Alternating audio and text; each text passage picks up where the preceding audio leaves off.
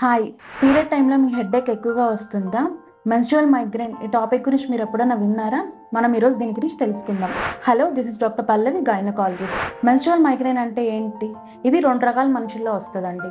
ఒకటి, ఓన్లీ మీ మెన్స్ట్రుయేషన్ టైంలోనే హెడ్‌ఏక్ వస్తుంది.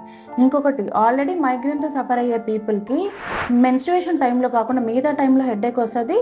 అలాంగ్ విత్ మెన్స్ట్రుయేషన్ టైంలో కూడా హెడ్‌ఏక్ వస్తుంది. ఈ 2 టైప్స్ ఆఫ్ పీపుల్‌లో ఇది ఎఫెక్ట్ చేస్తదనమాట.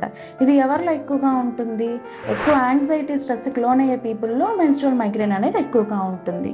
అసలు మెన్స్ట్రువల్ మైగ్రేన్‌లో ఏం జరిగి మనకు హెడ్‌ఏక్ వస్తుంది? మనకందరికీ తెలుసు కదండీ! జస్ట్ బిఫోర్ మెన్స్ట్రుయేషన్ మన బాడీలో కొన్ని హార్మోన్స్ ఫ్లక్చుయేట్ అవుతాయి. ఏం ఫ్లక్చుయేట్ అవుతాయంటే ప్రొజెస్ట్రాన్ లెవెల్స్ అనేటివి చాలా పెరిగిపోతాయి. ఈస్ట్రోజన్ లెవెల్స్ అనేటివి షట్ డౌన్ అవుతూ ఉంటాయి.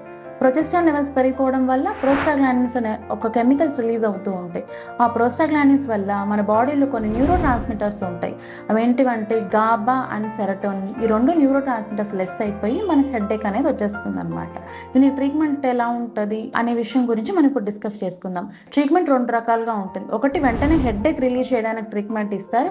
ఇంకొకటి, ప్రొఫైలాక్టిక్‌గా ముందుగానే మెయింటెనెన్స్ డోస్ పెట్టేసుకుంటారు. దీనికి ట్రీట్మెంట్ వాడాలనుకుంటే మీరు వెంటనే మీ గైనకాలజిస్ట్‌ని సంప్రదించండి.